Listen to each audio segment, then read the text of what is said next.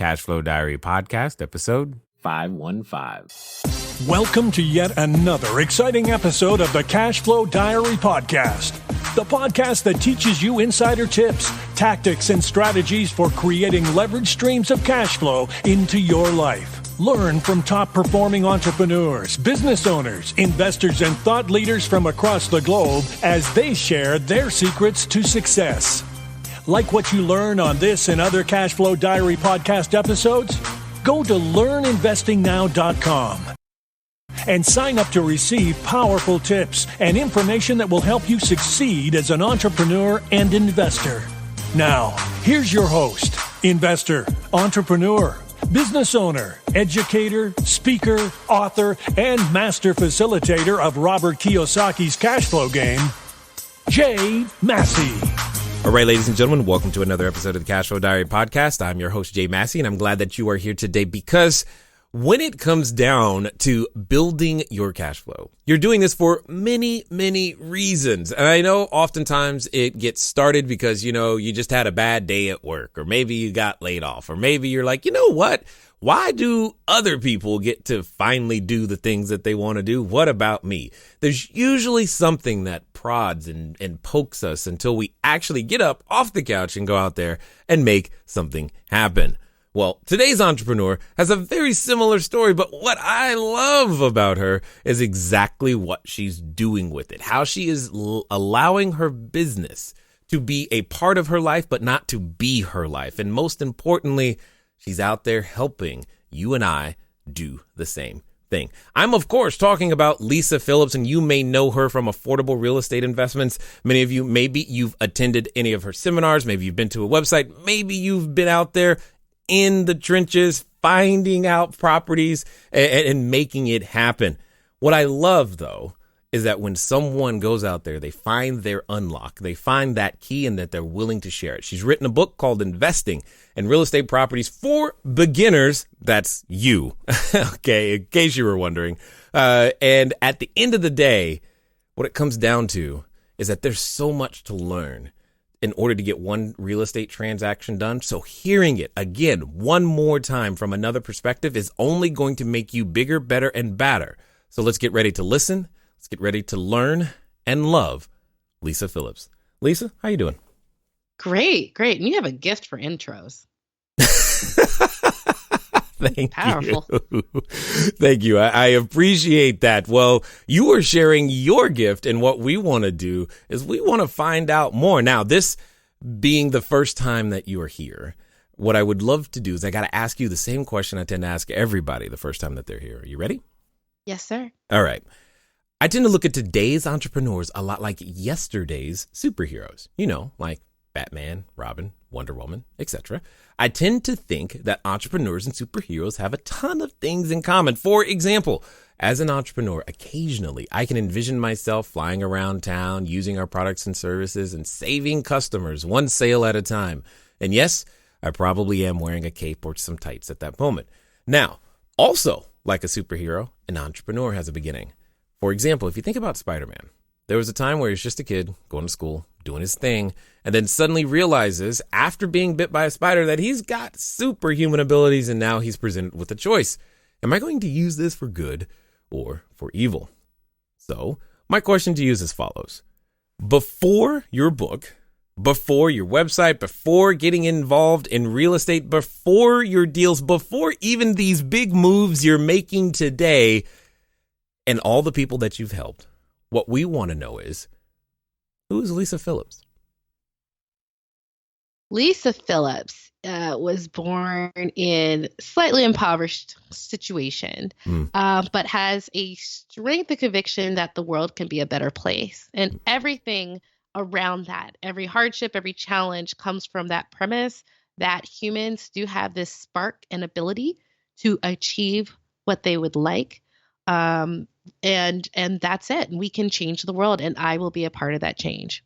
That's Lisa Phillips. I like that, especially when how you started with strength and conviction. Now, I know personally from my own experience that strength and conviction is usually built through adversity. So I want to hear like, how did you wait? Did you just wake up one day and go, you know what? I'm going to do real estate. But I'm guessing that that's not the case. So take us on the journey. No, I mean, this is a learning lesson. So you might hear me say, okay, learning lesson number 1, learning lesson number 2, I mean, it goes on, right? Right. So we all, like so many of us out there, having a home is a basic security. Everyone understands the need for it. Everyone wants it. If you have a small shack, you want a house. You have a house, you want a mansion. Like we all have a need for it. Some take it to the extra degree. The creative process of making a house that's bare walls and making it a home, be it do you put baskets on the mantles or pictures up on the wall, there is and painting it that perfect color. There's something about the creation and that craft and the creativity that goes into that and makes it livable and functional that some of us have even stronger than others. So I've always had that. Like a house is a living thing. It's a relationship. And it's going to fulfill some of my needs. I'm going to fulfill some of its needs. And there's a lot of us out there where a house isn't just a house. It's an expression. It's a domicile. It's love. It's warmth. It's safety and or functionality if you're a really organized person. So I've always had that in my gut and as a part of who I am. Now, how I got here was because sometimes that love can have blinders on, right? That love for owning a house can make you not see some red flags in a way, or makes you gloss over some items that shouldn't be glossed over. And all of this really started where I was in love with that idea. And when I was finally able, and I was living in Vegas, I was born and raised there. I just got out of college at UNLV, got my first job. And from 2000 to 2006, living in the city, I saw this huge increase in housing prices. And in my mind, I was like, this is just going to keep going to the moon, right? That was in 2006. Whoa.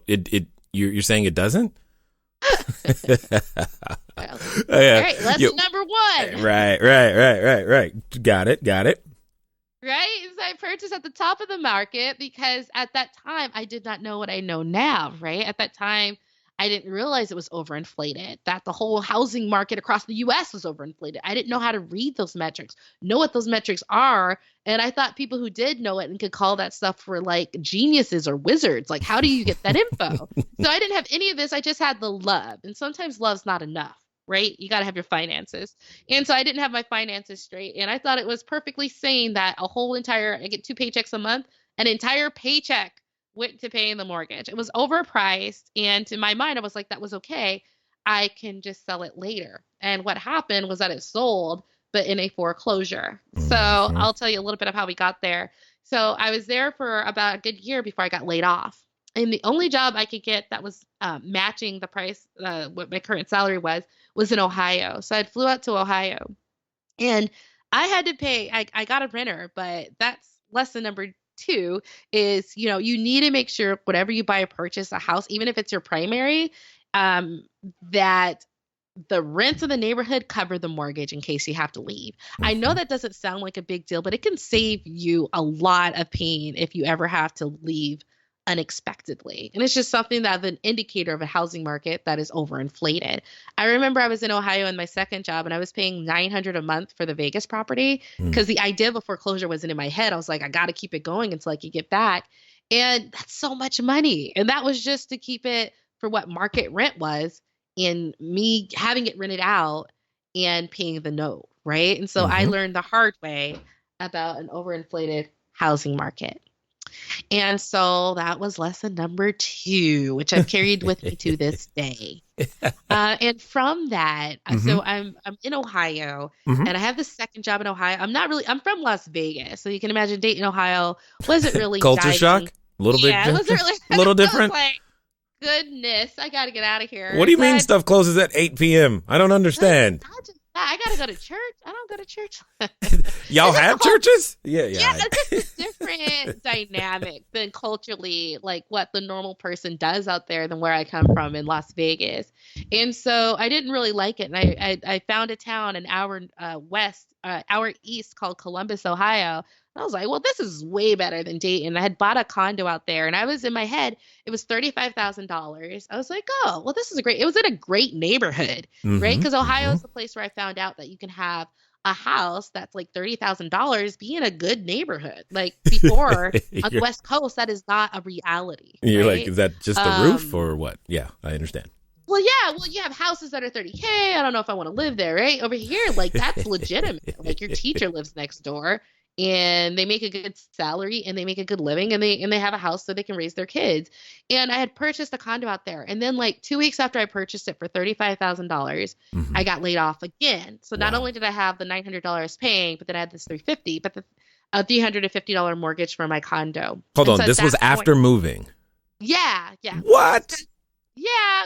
The Vegas house was like, what am I going to do? Right. And, unless I let it go. The housing market had went from, I think it was worth 60% less than what I purchased it for. So I was in just a holding pattern. And then I got laid off again while I was in Ohio. And I had just purchased this really cheap condo that I was going to like live in. So at that point, I had to let the Las Vegas house go and foreclose. And I moved into the Columbus one. And it was a very interesting place to be. Like on one hand, you don't want to foreclose. But on the other hand, it really made me open my eyes that, these modest price houses can save your life in the middle of a recession. You can't get a job because that $350 mortgage was covered by like my unemployment check. And I was like, wow, this is sort of, wow. And I'm in a good neighborhood. And it just really, it saved me at a time I needed saving. Right. Yeah. And it just really struck me like these lower price houses are something you can actually afford and weather through the bad times. It's keeping a roof over my head comfortably. And I know I was just not uppity or something about my housing, but I just had this mind, I wanted the best, but I really sort of humbled myself and go, well, it's okay to like maybe think outside the box when it comes to housing and maybe get something that's more affordable, but doesn't look like your dream neighborhood, but has other potential and growth through you depending on, a job for work. And you could be in the middle of a great recession. Right. And so that started it. And then when I went out to DC, I was like, okay, I rented it out, my condo. And I was like, let me get another house. Are there other houses that are $30,000? Because in my young head, this was like 9 years ago, I was like, oh, okay, if I make $70,000 a year, I save half my money and then I can do it. And then when you're single, you can save half your income, right? It's whoa. Hold on. You can't. Say that again, because there's more people who need to hear that. Because right now, I heard somebody either pull off to the side of the road, get in a car accident, like, what? No, she did not say that. Say that again. They need to hear it. I did, because when you're single, you can choose what level of savings. You can choose, do you get a roommate? Do you room in a house with 3 other people to save a ton of money? Do you live in the outskirts? It's just you. Whereas now that I have a husband and a daughter, well, when we first got together, I was still in my frugal mode because I had just gone through all this foreclosures. I was unemployed. I couldn't get a job. I just came from this, relatively humble existence to working again. And I was still in frugal mode and my husband was not. He was like, you don't want to pay money for anything. You are trying to do all this stuff, trying to save money. Right. And so when you have a partner, all of a sudden your dream of frugality is not theirs. And I think that it's a lot more complex trying to do something so aggressive. But when it's just you can make that choice on your own without having to consult someone you care about who may have completely opposite viewpoints. So. Indeed, 100%. Now, there's so many things here. Although I do like the fact that you you said that you didn't know how to read the metrics and you figured they had to be wizards. And I'm thinking, well, I don't know if Hogwarts teaches that type of stuff, but I hear you. But one of the things that I think that I want to dig into for just a small moment, and I think requires other people to hear it multiple times, is that you were experiencing a pattern where, meaning you saw the market go up. In your mind, you're thinking, this is going to be great. And keeps going, no problem. I'll sell it later. What's the big deal? But then you get laid off not once, but twice. Yeah. And then you have to make some decisions because there's many people listening have been laid off before. And many people listening have been in foreclosure, but you made a decision. You were saying, you know what? I have to let that house go. But you also made a different decision other than let me just go back and get another job. To me, that suggests courage. And I need to know where that comes from.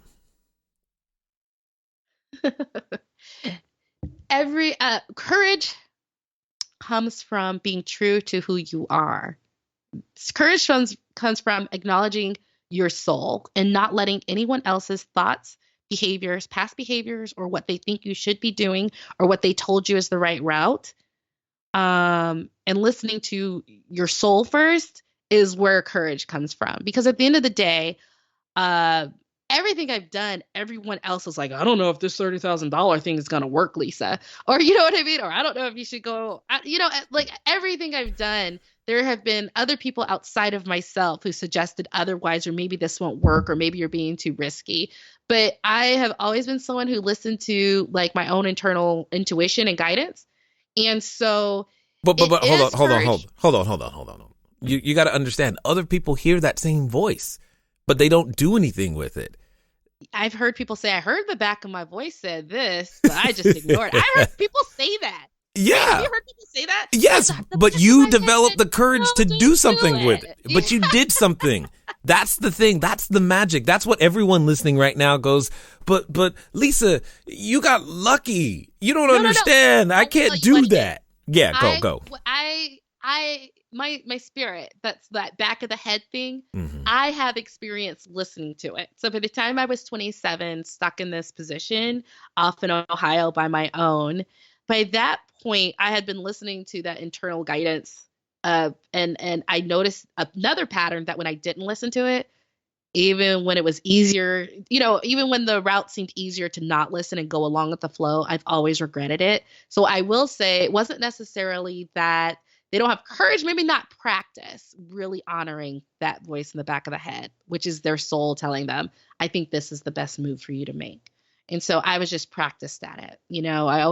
And that's not always easy because sometimes being your true self isn't always that pleasant to other people. When people are telling you to go left, if you go right. You said right, sometimes. Okay. I just wanted to ease into the conversation. When everyone wants to go right and your soul tells you to go left, that's not easy. When you're in a church and you see something happen, or you're in a school, or you're in an environment where you see something happening, or a hospital, and everyone is going right, and well, I don't think this is right. It's not always easy being that person to listen to your internal system. I'm not saying it's easy, right? But the more practice you get, the easier it gets. And I have found the more I listened to it, the more I came out on top. Okay. So I will say I was practiced by 27 by recognizing not listening to that. I'm happier when I do, even if it's uncomfortable at first, or if it pushes me into another spot. So I will say I was practiced listening to it. And that's what I want to hit on right there. A lot of people, they get to that point. They know they should. They feel like it, but it's uncomfortable.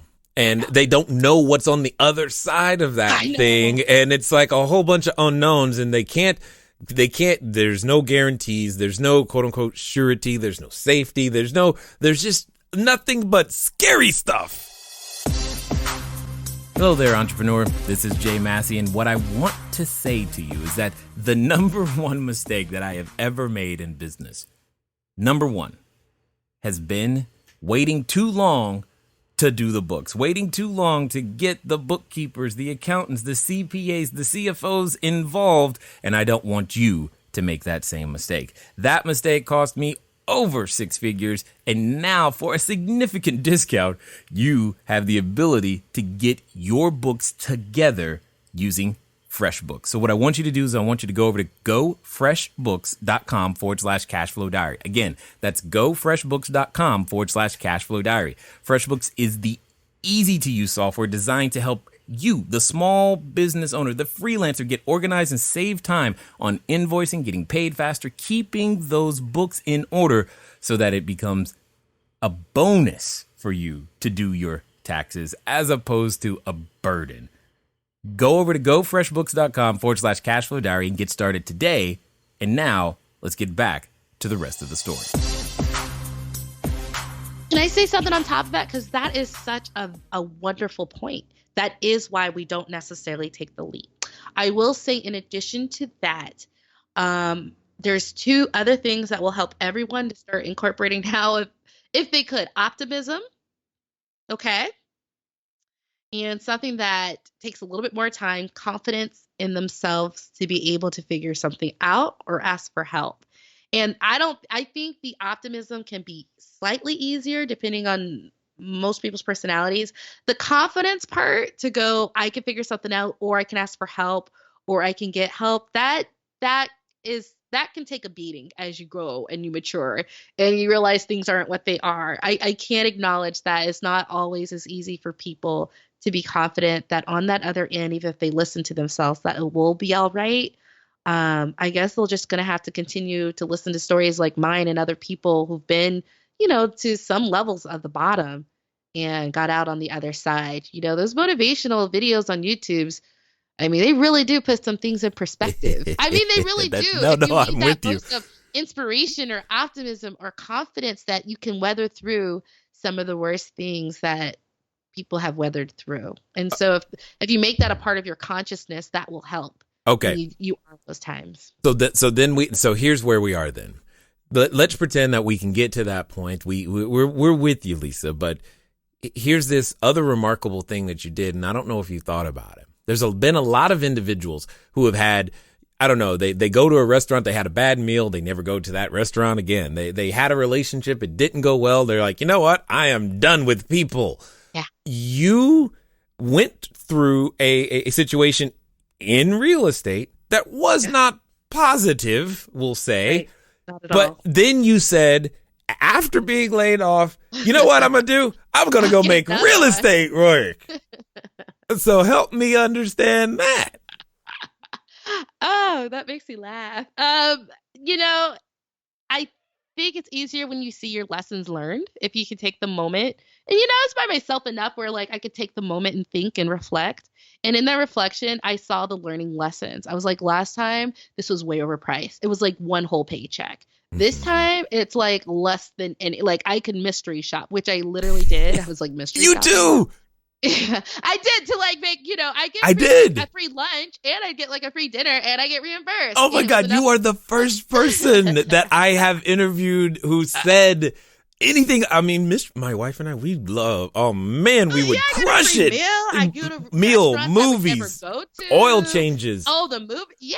So all day long. Definitely a Jiffy Lube. It was lessons learned. And that is why I went and did it again, because the love of a house and the creation process is still with you, right? That's true. And I was like, so lessons learned, get something you can easily afford, right? Even if you got laid off for 6 months, you could afford it with your savings or with what you're normally doing or with part-time jobs. So that was one of my learning lessons. Two, yeah, I think that was it. I just learned about the economics so much more fundamentally. It made it comfortable. So I finally, before I left, got a roommate, and she paid $600 and $650 a month. Well, because of that decision, it was so low economically. I knew that covered, the mortgage, and it covered my utilities, like my phone and my cable. So I was, towards the end, it was really comfortable. So I went into it again because I felt I learned the lessons the first time. If I had not learned those lessons, would I buy again? Maybe not, but it was just really clear that I just had such a shaky economic base and that I really had to get clear and figure out, all right, next time I'm going to do it this way, next time this way, next time that way. That's what made it comfortable, that reflection and learning. You had to learn. And what I like about that, it's when we go out there and we make an outcome that wasn't what we originally intended. What happens is that we've just gathered a whole bunch of information, and oftentimes we can throw that away, try something completely new. And I'm like, you just paid full price for the lesson. You might as well go make it profitable now with a discount. And that's what you do now. You offer these lessons at a discount, which I think is amazing. And you go out there and you help people to make fewer and fewer and fewer mistakes, which is great. And it's a lot of work, nonetheless. But I've got to ask you, because I get the question, why do it, Lisa? Why do I help people? Oh, You should have seen that one. Oh, that's such a funny question, because I actually have a pretty small portfolio. I had 4 properties. Now I'm down to 3 because I sold one. So I never had like a huge portfolio, right? Mm-hmm. And I know before I started going to YouTube and telling people, I was like, man, I got to tell people about this. They are missing out. I know people are telling this, but you just need to do this, this, this, and this, and it works. And my husband, different person than we're not the same. We grow because we're so different. But yeah, he was like, don't you need 20 houses before you go out and tell people about it? Because in his mind, where he comes from, with modesty being such a big deal, like you would never dare put yourself in front of someone as an expert if you didn't have that bona fides. And he comes from a different culture. So that's him. But why 20? Where did that number come from? Like, that's just, that seems so arbitrary. I don't know. REI is like 20 houses. It's like you made it. It just, or units is like you made it. It just is. It's like that number, a golden number that people could see. And I remember when he said that, and I was like, I thought about it for like 3 seconds. I went, nah, I got to get this out there. And so I'm just going to say, like, why I did it is because I was just like, this is a missing opportunity. There's people like me who came from these type of neighborhoods, working class, lower income, minority neighborhoods. They're people who look just like me and know they can go back here, find a house that's affordable in their price range. You know, people pay more for their Jeeps than, you know, I pay for a property that they need money every single month. Shh, you're telling secrets now. Go ahead. Right. Well, I just got a Honda CRV, and I think the mortgage was 405. Like my car note's 405, and like the house in Columbus that makes me $750 in income every month is 350, and I think it dropped to 260. Right. So there's something that's a little skewed. Like this works, right?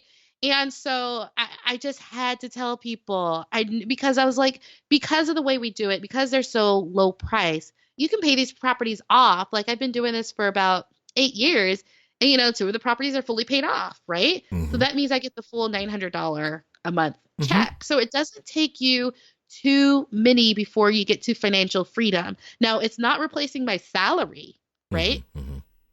But I was laid off the 3rd time. I'm just not the best employee, okay? I'm a great business owner. I was laid off the 3rd time when I was at like $2,000 a month in cash flow.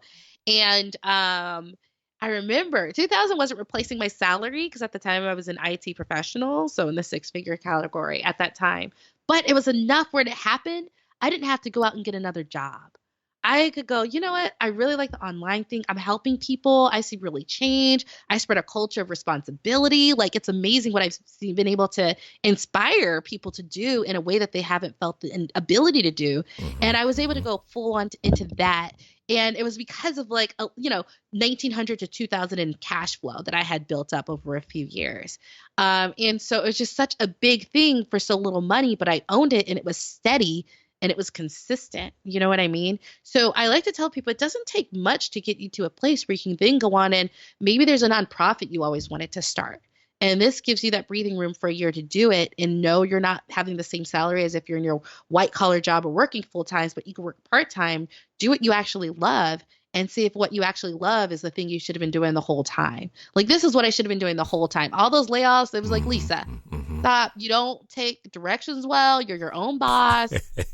I'm really good at getting the job though. I'm super charming, right? But like you keep it, So like some of us are just not made for that. We're natural leaders and you get hired for that. But like if you're not in a leadership position, it's just harder. If you're working for someone else versus building your own, that passion and spark is gone, which is a part of you that makes things great. And so, it doesn't take more than 2 to 3 to 4 houses sometimes to get to 2,000, 3,000 a month in income that you can survive off of.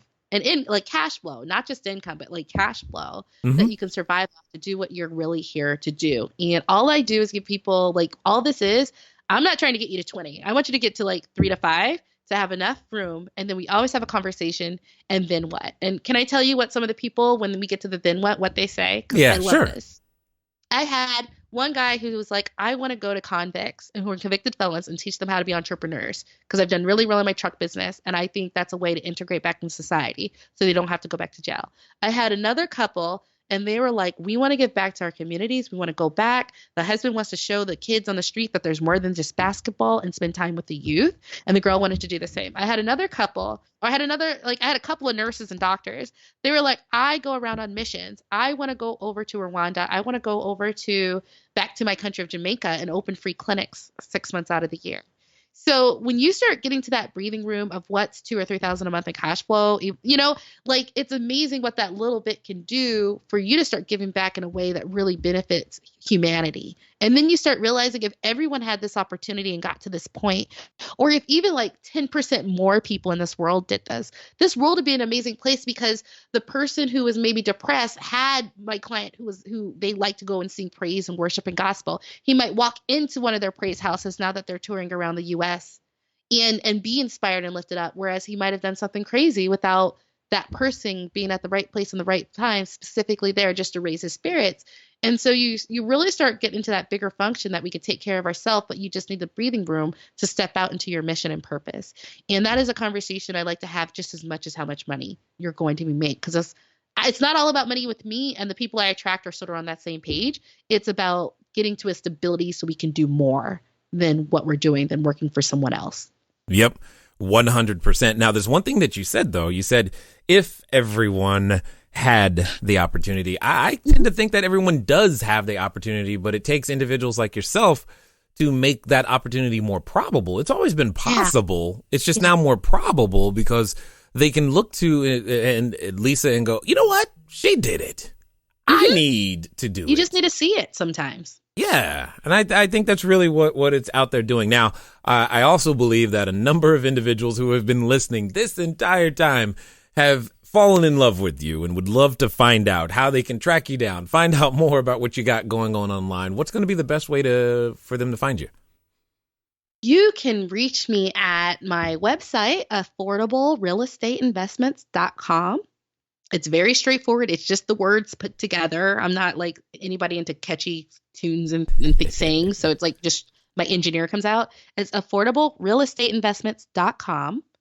And you can also reach me on my YouTube page, where every week now I have about 6 years of experience helping people all over the country invest. And so now I'm starting to do videos that are updated about, well, what's going on now? What are the changes? What do you do now in a different way that you didn't do 5 years ago when I started doing this? So you can catch me on my YouTube channel at Affordable Real Estate Investment. YouTube.com/user/affordable REI. Or you can put Lisa Phillips Real Estate and I should pop right up, and you can see me there. And if you do go to my website, you can get a free paperback copy of my 3-time best-selling book, which is currently on 3 bestsellers list. I'm very happy to say, right next to Sheryl Sandberg's face is my smiling face, Investing in Rental Properties for Beginners. That is, you can get a free paperback copy of the book at my website by paying a small shipping and handling fee if you'd like to partake. So excellent. Now, as we wind down, I've got a final question for you because I'm kind of curious about your answer. I know that, individuals listening, they come to what I like to call the precipice of decision. They've listened this far and they go, you know what? That's it. Today's the day. They're drawing that line in the sand. I'm going to go make this thing happen. Whether that means they're going from their job to getting into business, or they're going, you know what? That's right. I can go from 5 to 6 to 7 figures. It's all good. It's a way to make it happen. But like I know, Lisa, that when we reach these precipices of decision, we often have a companion, and that companion comes in the form of a voice. And it's a voice that reminds us of how it didn't work last time. And you're going to do what? I mean, didn't you have a foreclosure? And oh my God, no way. No one's going to listen. Voice. And for some people, they're related to that voice. So my question to you is as follows. Let's pretend that this time is going to be different. This time, they're actually going to do what you say, and they're going to do so in the next 24 to 48 hours. What would you suggest that they do? Interesting. Okay. First, I will tell them to go off quietly by themselves and get really clear about what it is they want, because you need to keep that vision in your head every day when you wake up. Every time something happens, you got to be real clear on what you're doing and why you're doing it. And the next step is to try to bolster that strength and that vision, pep yourself up, talk to yourself about that vision, make it in your head, because I just talk in my head, so I'll give you the advice I do for. Talk to yourself in your head about what that vision can do and how good it's going to be, right? and do it until you're convinced. Because I don't want you telling other people until you're convinced. And even then, telling other people, like, unless it's need to know, like, keep quiet on it. I don't. Sometimes people are strong. If you're very confident in who you are, like, then you can tell anyone, and it doesn't matter if they say something wrong. You're like, what did you just say? Like, but that's not everyone, right? Not everyone's like a fighter. They take it to heart, and it really hurts. And so in that case, after you pep yourself up, after you understand fully why you're doing it and what all the benefits are and how it's going to help you, your family, and everyone you know, and how you're going to, and then start like, and then I know this is a risk and this isn't a risk and this is a risk. This is how I might handle this risk. And I'll research how to handle this risk. I'll research how to handle this. Oh, they fail in 90% of businesses fail the first year. How do I not fail? I'll research how to handle that risk, right? So in your head, you'll research and do the research so you can talk to people how to minimize those risks.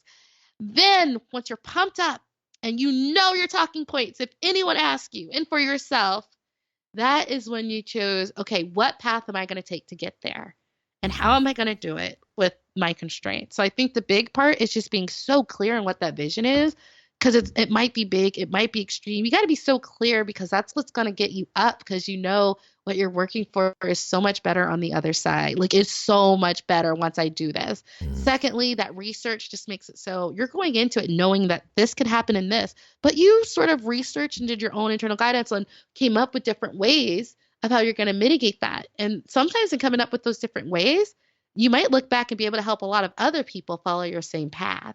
So it is a thought process that has value, especially if it can be a learning moment for someone else. And then the third part is start acting on it through the path that you're going to do. I wanted financial freedom. I first chose real estate investment and then passive income. And then there's different, I made a book. There's different ways I can do to bolster the same goal. But I do have those moments where I just think about, wouldn't it be nice if I'm making $20,000 and I'm in Thailand? Oh my God. And I don't have to stress, and I can help people for free. My courses will be free. I love it.